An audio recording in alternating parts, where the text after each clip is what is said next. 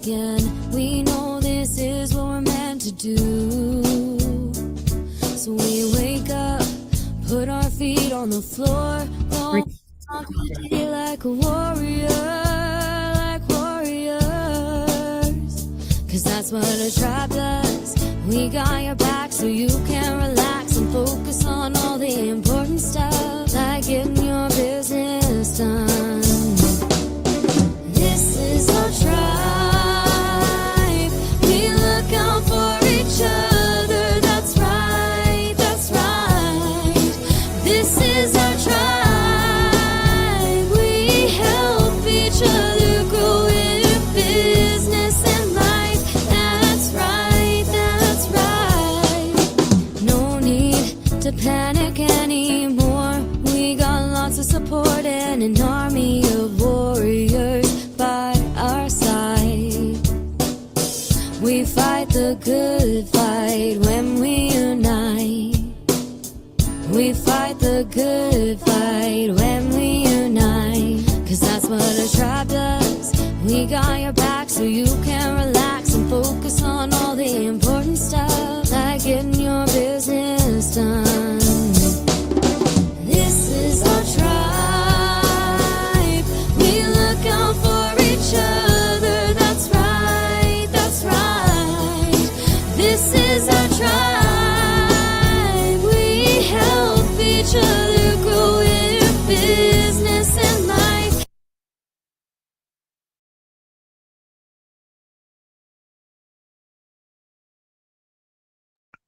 Oh no, Mr. Brown just disappeared. I was like, wait for him to speak. Hi, welcome to the Coffee Chat Show. My name is Sondra, and I am one half of the hosting crew, where we talk about business, entrepreneurship, and all the things to help you make the best of things. So hopefully Mr. Brown will be back in a minute. But today we're talking about digital startups, not digital startups, digital marketing for startups. See, I can't even get the right title. So there's Mr. Brown. You pushing the wrong buttons this evening. I don't know what happened there. That was very bizarre. I don't think I pressed leave and ran for the hills, but it's booted me out nonetheless. Thank you for stepping in, Sondra. Have you done all the introductions? I said who I was, and that we were talking about digital marketing. You want to introduce yourself, and then I'll introduce our expert. As Sondra's not so glamorous assistant, I am James of James Brown Voice, your voiceover with soul. You know you have an incredible product, you know you give amazing service, and I'm here to make sure that everyone else does too. And very happy to be here on a Monday with y'all. And we have glorious weather here, which, you know, the Brits like to talk about our weather. So when it is nice. Yeah. I'm in Florida, so it is very warm. It's always hot there. That's not three digits. Well, yeah, but I'm not a normal. This is not my normal. And the humidity is super high. So yeah, air conditioning is a blessing. So for sure. So I want to introduce Miss Kelsey. She is I want to introduce yourself, but Kelsey does digital marketing. She does system work, and she's an amazing member of the tribe. And we wanted to highlight her today and let her talk to us about digital marketing strategies. Hi, Kelsey. Oh, Kelsey. Hi, Sondra. Hi, James and Lesetja. So I am Kelsey Anderson. I have GR Marketing, and I specialize in helping businesses automate and streamline their day-to-day operations. So I do a lot of the back-end tech work as far as automations, but I also love digital marketing.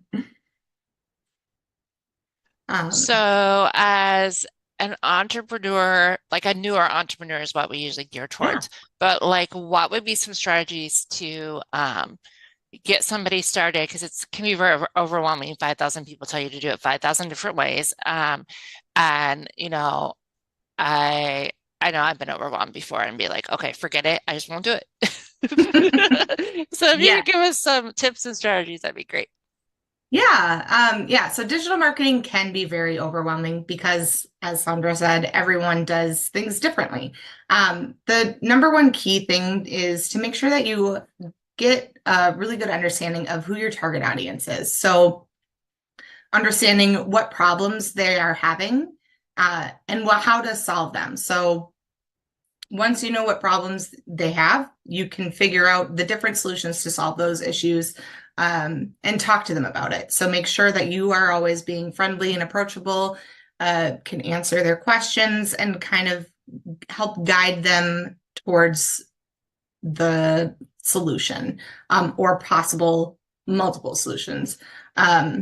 So interacting, asking questions, using visuals are really key points as far as with your target audience. You want to also make sure that you're providing valuable information and not always trying to sell them something. As consumers, we know that, the really salesy people, it can be a turnoff. So providing that value really gets your potential buyers to connect with you and what you can offer them.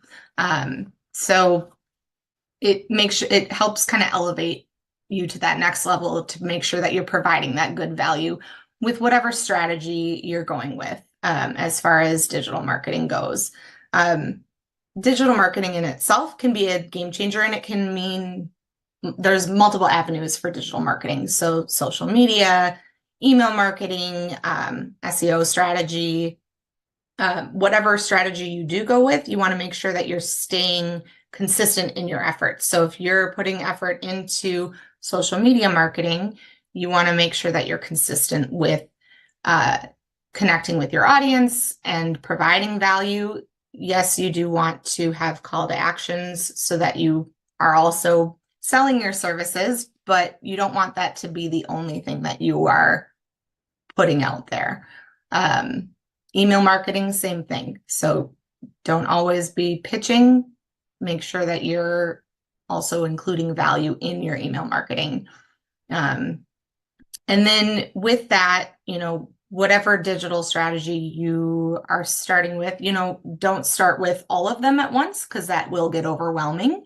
You want to pick one, start with that, get really good at that, and then add in the next step in your plan. So really creating that plan of your digital marketing is a key point for your success.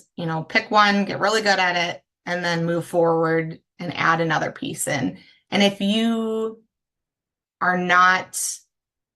that's not your area of expertise, that's where you can outsource and find someone that is really good at what they do and bring them into your plan. Pull in the experts and utilize them and their knowledge base to help you get that much further. As far as for startups, you want to start simple with easier things. There's a lot of free options out there, such as Google My Business. A lot of startups don't realize setting up, and I don't know if that's a worldwide thing or if that's just a United States thing. I would assume it's worldwide, maybe. But Google My Business is something free that you can set up and just have that information about your business. You can do posts to that as well, similar to the social media, Facebook, LinkedIn, Instagram. But make sure that whatever you are setting up is relevant and where your audience is. Nowadays, I think I read something recently where the younger generation is not really on Facebook. They're more on TikTok and Snapchat. So that's where going back to understanding who your audience is really key, because if they're not on that platform, you're not going to connect with them. So that's kind of some initial tips and tricks on how to get started. I love that. I love that, Kelsey. I love the fact of value over sell. So like you said, I think I've heard the 80-20 rule, 80% value, 20% sell. It doesn't mean that you don't sell or don't have a call to action. Right. I've definitely had call to actions where it's like, you know, what's your favorite digital product? Like the call to action isn't always like, go book a call and, let me Yeah. sell you. My call to actions are sometimes like, go tell me your favorite product, or I want to hear like what your goal is or something. So I always think call to actions, people think that those have to be book a call or buy my product. Call to actions can just be getting to know your client and building that relationship, I think is extremely important. So I love the 80-20% rule. I actually am bad about 90-10.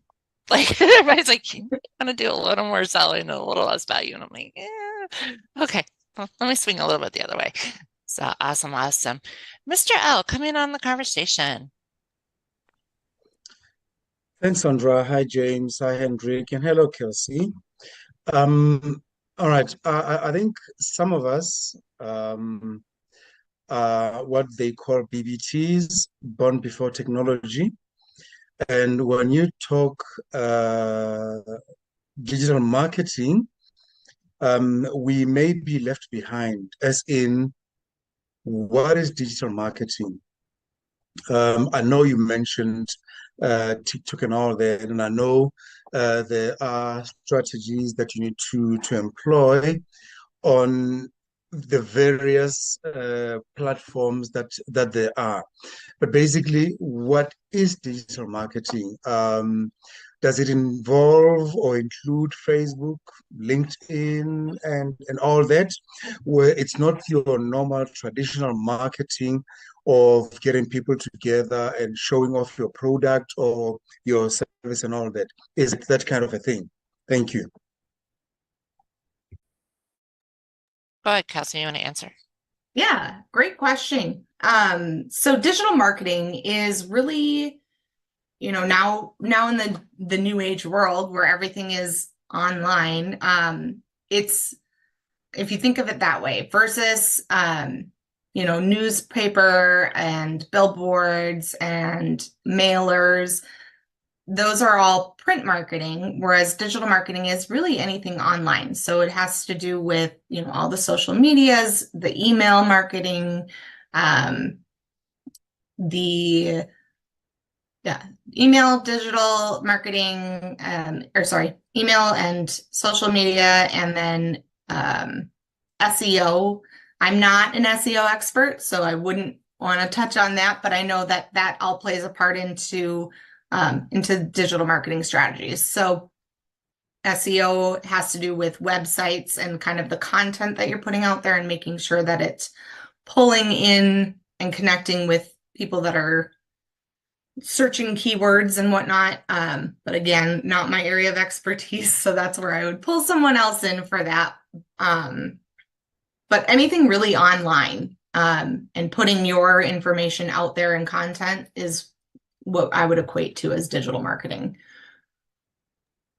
Would you count well, definitely YouTube, but would you count podcasting, like being on a podcast or being on TV or somebody's digital channel or something like that? Is that considered still digital marketing? Because it's all virtual, it's all there's even digital magazines and Yeah.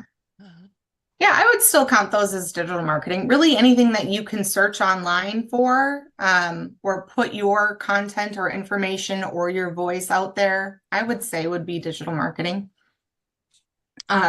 Advertising online, through the socials or through Google, that would also be considered that. And we do lightly digital marketing on here because we talk about experts and we talk about our business. So it is digital marketing. We are digital marketing, even though we're talking about people's things and everything that they're doing.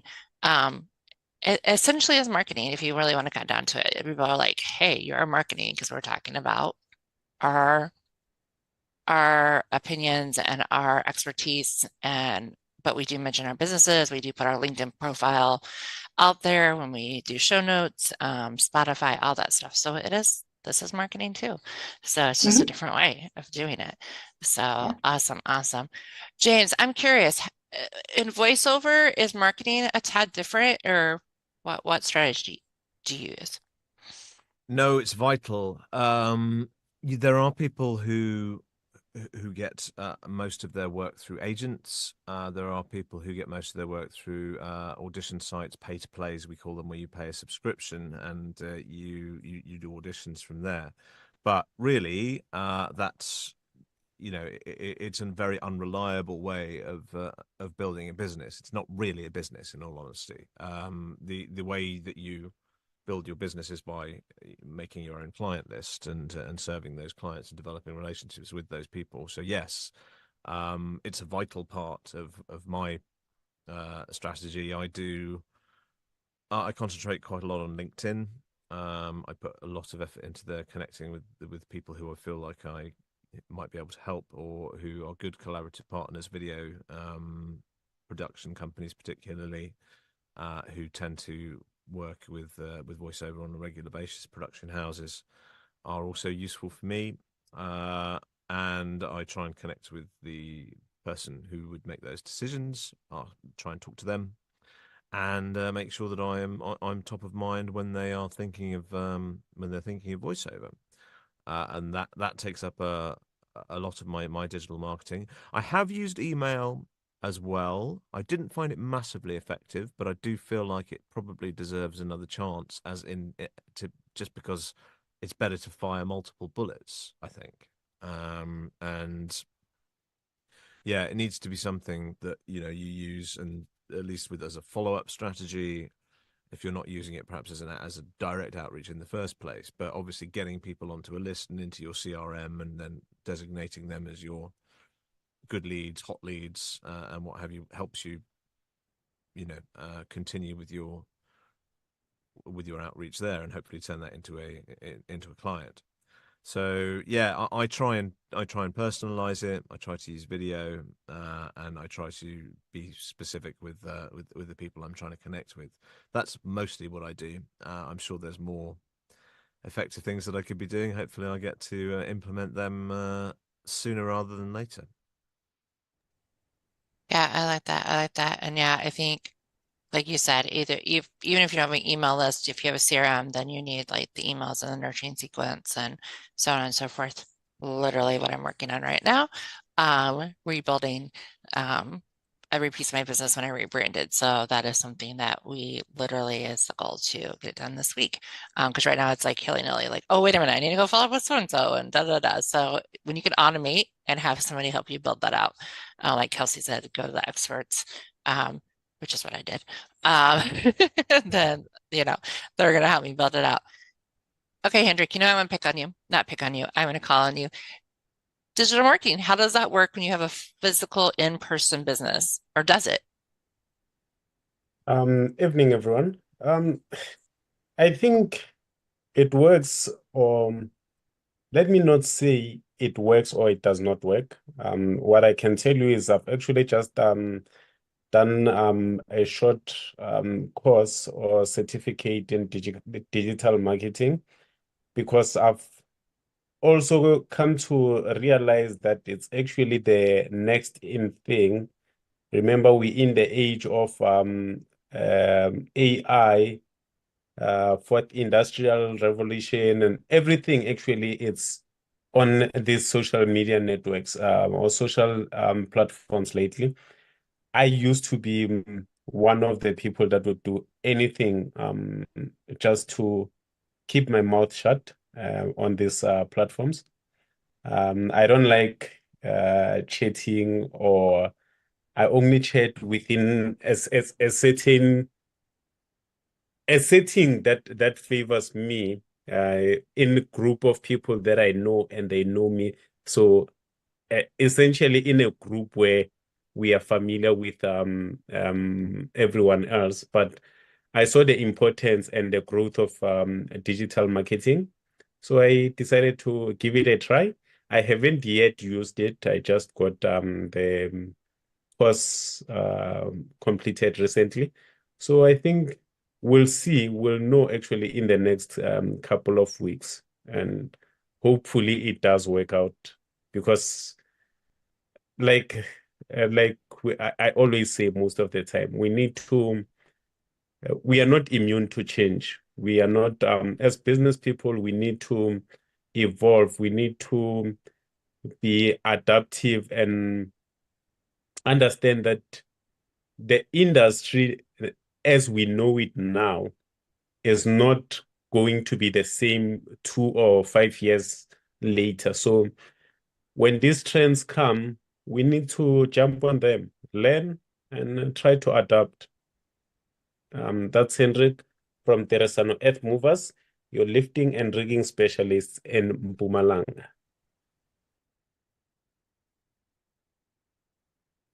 Thank you, Hendrick. I think it's such a vital part of any business, really, especially when you're a small business trying to drum up your client base, and there are certain things that prove more effective, but you have to be, I think you have to have quite a thick skin with these. And I know you mentioned there in the chat, Lesetja, about email limiting my reach. I don't use it as a primary. It's not the only thing I do, but I do use it as a follow-up. And you can, for instance, put like videos, Loom videos in emails, and sometimes that's been something like I might do for a second or a third follow-up video. What I do tend to put in is demos after, not on a very first cold outreach, because they tend to get spammed because they're an attachment. So you have to be careful with that. I kind of use it as, again, like a secondary, don't want to call it an attack, but a secondary approach to the whole marketing. I have that to a lesser extent. I use video to try and get people's eyes on me and start some conversations from there. And I have the direct messaging that I do to try and get into people's DMs, the relevant people's DMs on LinkedIn. There are other things, of course, as other social media sites, which should be definitely explored as different content that goes on different, well, that works perhaps on different places. Different stuff works on TikTok, for instance, than it would do on LinkedIn. And that's something that needs to be explored. So I've got the setup here now that just needs to be turned on. And like, it took forever for me to turn on the camera on my phone and do my first kind of like pieces to camera style. And I'd been doing documentaries for 10 years, so God knows why it took that long. So I'm hoping that I'll be able to get the slightly more funny skit style stuff started soon, because again, it needs to happen. I just need to start doing it. Sorry, Lesetja, go ahead, mate. All right. Thanks, Mr. Brown, for affirming or confirming that your email would be kind of secondary. It won't be a primary thing that you apply to gain, let's say, clientele. And now that I understand what digital marketing is all about, Kelsey, I'm not going to pick on you, but I'm just going to ask. Are there different strategies on various platforms that we have? And I'm going to name Facebook, I'm going to name TikTok, I'm going to name Instagram, I'm going to name my favorite, LinkedIn. And then I think, as Sondra mentioned, there's also YouTube. Do you approach them, even if you don't do them all at the same time, but do you approach them the same way? Or does each of the platforms have their own little strategy? Because at the end of the day, when you are advertising on all these platforms, you want to gain clients, you want to grow your business, basically, because otherwise you wouldn't be bothering. Hendrick will not be wanting to move the earth through digital marketing. I mean, he just moves the earth, so, but it's important for him to also even get certified for digital marketing, because he realizes it's important for his business. It's going to grow his business. So are there various strategies per platform? I know you mentioned that you don't do them all at the same time. Otherwise, it'll be overwhelming. But let me start with, as I said, my favorite, LinkedIn. Is there a strategy that differs from Facebook? Is there content that will differ between all the platforms? Thank you so much. Sorry, Kelsey, but you are the the knowledgeable one here today. Oh, no, that's perfectly fine. I would say yes, you would have a different strategy for the different platforms. For example, LinkedIn versus Facebook. LinkedIn is more of the professional, you're going to find, it's a more business-oriented, professional-oriented platform versus Facebook, which is more social. So, and then that's kind of really where coming in and understanding who your target audience is, what they are looking for, how to speak to them, understanding them and what they're looking for and what they are wanting is really key, because some users that are on Facebook are not going to be on LinkedIn, and vice versa. And then also with Facebook, you're going to want to, that's where you'll have kind of some of the more fun, laid back conversations, the funny anecdotes, the memes and the puns, whereas LinkedIn is really not, and you can relate a lot. You'll have a lot of more personal things on Facebook, whereas LinkedIn's not really a social network for that type of thing. It's more of that professional conversations that you want to have with people. So you're probably going to try to keep it a little bit more professional. You do have the different platforms that have the different sales and advertising opportunities where so your sales strategies will change with the different platforms as well. And it will vary as far as what the competition is like. So that will increase or decrease your ad spend, kind of the, long form content versus short content. It all kind of varies based on which platform you're working with. So you will want to that's where I would suggest only working on one at a time.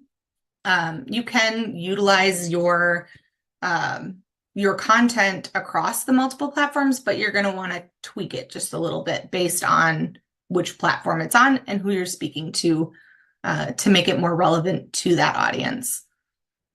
Does that kind of help answer that question? Perfect. No, it does. Thank you so much. I think it's been in my mind to say there should be, because you're mentioning the different styles or the different personalities of people on the platforms. And I've realized on LinkedIn it's more formal and straightforward. On Facebook it's more playful. Yes. So you want to target people like that. If it's formal, you want to go formal. If it's playful, yes, you want to attract them, but in a playful manner. Correct. You answered that very well. Thank you so much. Yeah, of course. And just to kind of add to that a little bit more, with LinkedIn, where it is the more professional, and that's where you're going to want to do more about, professional achievements and the industry insights and, kind of more statistical, and then whereas you said with Facebook and even, TikTok, Instagram, those more not as business structured, that's where you're going to add in the playfulness and whatnot, versus LinkedIn's really, you'll see some of it on LinkedIn, but it's really not the place for it. I have seen that. And I used to be like, oh, okay, but at least I posted. So that's all that matters. Doesn't matter that it didn't work. I posted on all three, so just leave me alone. But even imagery, Instagram images go a lot farther than Facebook or LinkedIn, which LinkedIn and Facebook, of course, want them, but I know like I've been doing some quotes and they're picking up steam. They're getting more engagement on Instagram than they are on LinkedIn and Facebook because Instagram's extremely visual. But polls are doing really well on LinkedIn, like asking questions and asking people whatever, I think it was what productivity app or something is their favorite or whatever was my last poll. And that's like, I think I have like 200 engagement on LinkedIn and I have 0 on Facebook. Like nobody wants to do a poll on Facebook, but LinkedIn, they jumped all over it. So definitely, sometimes it's trial and error. I honestly think that, but I think it does build on what we've talked about, which we've been talking about how all year that our stuff is building on one on top of each other about market research, knowing where your clients are, and are your clients on LinkedIn, are you on Facebook or on IG? Because I'd be like, oh, I'm moms that own businesses, and I'm like, well, that can be all 3. Like you got to be a little more narrow. And I do want to remind people reviewing, like every quarter reviewing, where is your market at? Maybe a platform has changed because platforms change. Twitter, X, or whatever the heck it's called now, it's drastically changed even in the last couple of months. So knowing how your platform and IG has made changes all the time, they make changes all the time. So knowing the platform itself and reviewing what does it still work or what worked 3 months ago might not be working now, for sure. I love that. Hendrick had a question, and I actually like this question. What are actually the pros and cons of digital marketing, Kelsey? It's a very go ahead. Yeah. There are pros and cons. So, the pros of digital marketing is there's, depending on which platform you're choosing, you'll have potential cost savings with running ads, because you can get really precise with your targeting and your reach. So, with print advertising, you're not sure who is necessarily seeing your ads, in the newspaper, or paper magazines or billboards. It's just kind of out there, and whoever sees it. Hopefully it's your audience.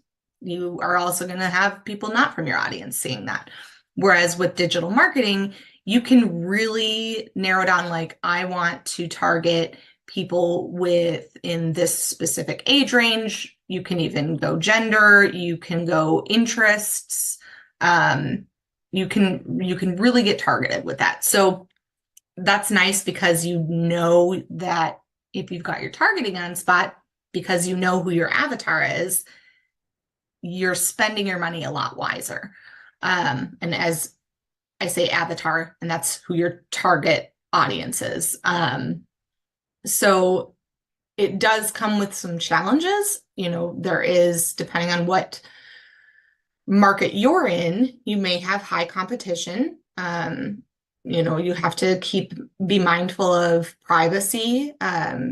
Some countries have a little, they're more strict with their privacy laws. And then making sure that if you are advertising, you have all of your privacy policies and terms and conditions in place, so that if you are doing paid ads, your potential clients can go and see what your policies are.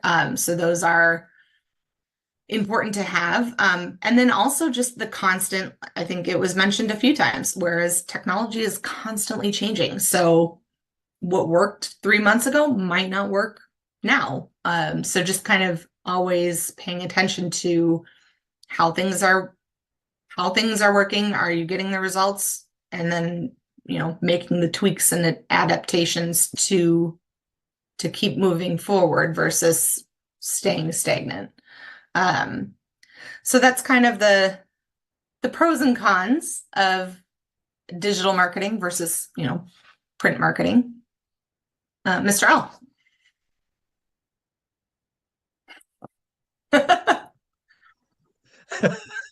Sondra, Whatever you call me, I think it's rubbing off on Kelsey. I don't know if it's because you're both in the USA or what, but yeah. Yeah, it's easier to pronounce. I don't want to butcher it. But no, that's okay. No, I just wanted to add on to the pros of digital marketing, especially that in the advertising space. The old-fashioned ones, which still work, your radio and TV. On radio, you can never know how many people heard your ad. You can just say, during this program, so many people listened, but you can never pinpoint to say so many people heard the ads. Whereas with digital marketing, you can actually check how many people saw it, how many people liked it, how many people are commenting on it, how many people are asking questions, how many people need more information about your ad. So for me, that's a serious advantage. And if you look at the costs as well, I mean, let's just compare Facebook and TV. TV will cost you hundreds of thousands of rands for an ad. And for it to be effective, you've got to schedule it a few times so that people see it. And doing a 30-second ad on TV doesn't work because people are still watching. It may work on radio, but on TV, no. And if the ad is gone, it's gone. But whereas on your digital marketing, you can go back to the post, read it again and again until you understand what's happening. So for me, there's a huge cost saving, and also your reach. You are sure of who you have reached. And as you're mentioning, Kelsey, you can narrow down your target as to who do you want. On other platforms, you can't. Mom and dad will be sitting in the car with the children, and the ad will be playing, well, depending on what the ad is all about, and everybody's hearing it. So you may miss your target market when it comes to radio and TV, of course. Newspapers, I think they are now outdated, unless if you do them digitally, which can work. But I think if I go onto a digital magazine or something, I just want to read. I don't want to see pictures. I don't want to see ads.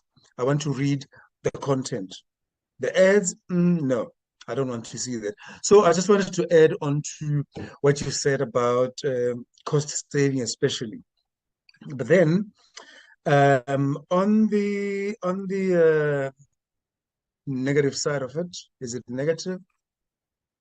On the more lacking side of it, if your business is to attract the older generation like us, you may miss us because we are not on Facebook and all that. And I'm not saying me, I just mean a whole lot of people my age. They're not on Facebook, they're not on all these social media platforms. So you will miss getting to them. So I think if you do digital marketing, you've got to do it to a specific age group, maybe from the ones that they can operate a cell phone up to, well, say 60. You target those people, because as soon as somebody goes on pension, it's like, what am I doing with Facebook? Unless if they want to post that they've gone to Balito for a holiday or something like that. So that's just what I'm thinking about the negative side of digital marketing. Thank you, Kelsey. Yeah, those are great points. Thank you for adding those. Yeah, and exactly. That's, again, back to understanding your audience and where are they, because they might not be on there. Sondra just mentioned that her husband doesn't do regular social media, but does YouTube. So, YouTube or even Google, Google has an ad platform. So whereas that generation will Google things if they're online. So that might be a better avenue for that generation.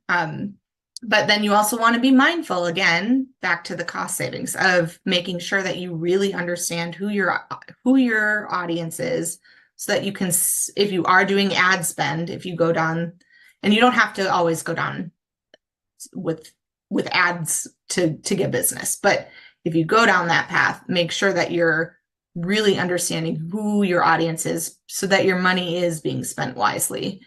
Otherwise, you're just throwing spaghetti at the wall and hoping it sticks. I love it. Yeah, I use that analogy. I have a client that sells products, and she's been doing the spaghetti against the wall, and I'm just like, and I'm a marketing strategist. That's not my forte, but at the moment, I do know that throwing spaghetti at, no joke, 8 platforms does not return. But she had to hear it from like 3 people before she understood that. So we have a question from live YouTube show. So Alan, welcome to the show. I don't think I've seen you before. But the question was, if I'm marketing products or services, so like B2B products and services to like a dental practice, what would a digital strategy be? Like, I know it's very, I don't have to make it a little general, but like, I think B2B is what I think they're asking, like business to business. Is that more of a LinkedIn thing or a Google thing, or I don't really think Facebook. Yeah, business B2B. I mean, again, it could be on Facebook depending on who your business is that you're targeting. But in the dental space, they're probably not going to be, they probably have a Facebook presence, but that's not where you're going to want to advertise to get their business. They're on there to get their clients, the end users, but not for business purposes. I would say in that aspect, LinkedIn would probably be your better option from the platforms, because that's where the more professional connections will be made. And then also, the email marketing. So connecting on the LinkedIn and then doing the follow-ups. So that's kind of where those 2 stages come in, where you're going to want to follow up and stay top of mind. I mean, most people don't buy right away, whether it's consumer to business or business to business. They want to get to know who you are about your business. They want to know that they're connecting with someone that will provide value and understanding of what they're needing. So I would say LinkedIn would probably be the best if you're, social media wise. Stepping away from the digital, phone calls and walking on foot. If you're doing local businesses, walking in, introducing yourself, and then following up with the email marketing and staying top of mind and providing value will also help with that. So kind of that combination there, where you're going to do a little bit more of the personal touch with the phone calls or walking in the door and introducing yourself, if they are a local business that you're connecting with, and then doing the email follow-ups to stay top of mind and to keep providing that value. Hopefully that answers that question. Yeah, I think it does. I think it does. Like you said, if you can do local, I know people that do, cookies with their business card or something, like to put you ahead of another business card or another flyer, and heck, you can get cookies with your logo on it for that matter. There's just lots of different ways, but you can even do that, I think, virtually, because you can send people like to their businesses and stuff like that. There's nothing wrong with that. And like you said, infomercial type people up and redirect them to another platform. Yeah, that's true, Mr. L, that sometimes doing Facebook or whatever and talking to people on there and then being like, hey, come check out my LinkedIn profile, or even like the show. I'll be like, hey, come check out the show and like learn more about me by watching the show, because I talk about business. I don't like I'm a goal accountability coach, and this is what you should do. But like me talking to you about taking steps and creating action plans and goals is part of being on here. I might not do it straight up, but usually I would tell you the same things as your client, like, hey, go get a marketing strategist, bring it back, and let's break it down into bite-sized pieces. What platform are you going to tackle? How many times you're going to post? Like, did you do it? Did you engage? How many DMs did you do? Like, that's part of my action plan for goals. So if your goal is to advertise on, LinkedIn or post on LinkedIn or whatever the social media strategy is. Mr. Brown. Mr. Brown. I was just interested in the social media strategy part of things, and I do on LinkedIn. I suppose perhaps because I'm in a strange business in some ways where the product is me.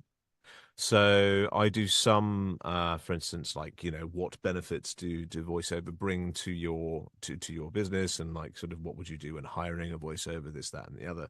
But actually, most of the stuff I do video content wise is it tends to be about things that affect all of us, like what issues come up about entrepreneurship, what things resonate with me, what stuff I think about that I then think that's potentially interesting, because I suppose a lot of it, when you're buying a voice, you tend to want to feel a little bit of that person's personality. So perhaps my LinkedIn stuff is a bit more personal than perhaps like here's the value of my product, and I'm answering your question about it in this way.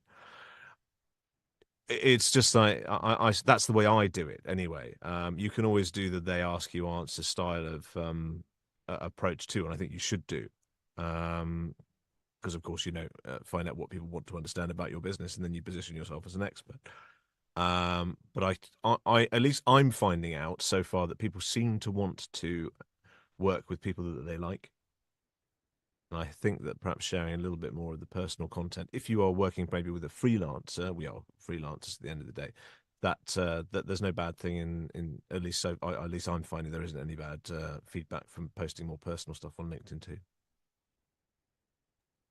Yeah, no, I would agree with that. I would say, whereas LinkedIn is not strictly business, you just want to be mindful of, it's not really where you'd go to chat about your day.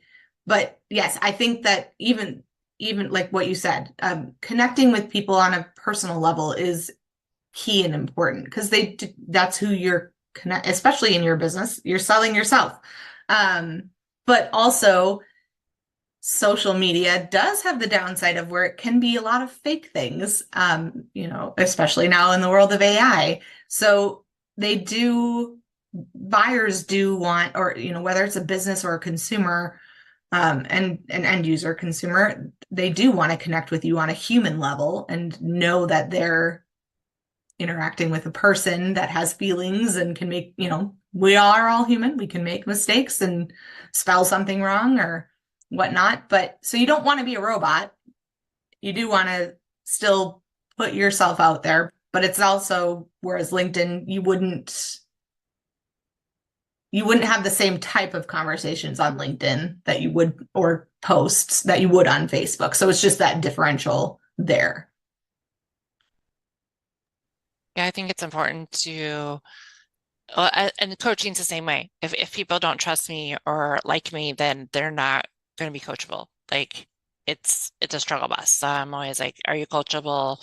What kind of trust and rapport, which is why I always want to do 90 days, like get to know, build trust and rapport if I haven't already before we signed as client and coach. But yeah, I know in the coaching world, I don't, that's one of the reasons I don't join, people that thousands and thousands are coaching at the same time. I love the small coaching. I love the one-on-one. I don't do group coaching. That's not true. I do a group session on Mondays, but overall, I usually do one-on-one because I want to get to know you, like you, and then also know your strengths and weaknesses as a coach is extremely important to me, so I can help you not only in your life goals, but in your business goals. So I can't do that if I don't put a little bit of myself out there at the same time so that you can see, I'd be like, hey, I didn't do it. That's why life happens. 16-year-olds happen, grandbabies happen, like that is life. So I do share a little bit of that. Like, hey, I traveled, like had to have an extra day to recoup that it wasn't in the plan, or um, all intentions were great, but the dog had to go to the vet. Just life happens. And I think making, like you said, I'm a human being with human things going on. So I'm not a business robot that is going to always be available 24/7, yeah. So yeah, and that, especially in that world. And I think even with James's business, we want to know your personality because that comes across in your voice. Awesome. All right, Kelsey, we are going to start wrapping up. Kelsey, you want to give us a last couple of pointers as we start wrapping up? Sure. So I would say kind of from everything we've talked about, key things are to make sure you understand whether or not it's a business to business or business to consumer. Make sure you understand who your client is, so that you can provide value and also make sure that not only are you a good fit for them, but they're a good fit for you. Start simple, pick, one, maybe two different types of digital marketing efforts that you want to put in that complement each other. So social media with email follow-up. And then really just stay consistent. And bring in others as you branch off into the realms that you don't understand as much. And that's Kelsey with Jira Marketing.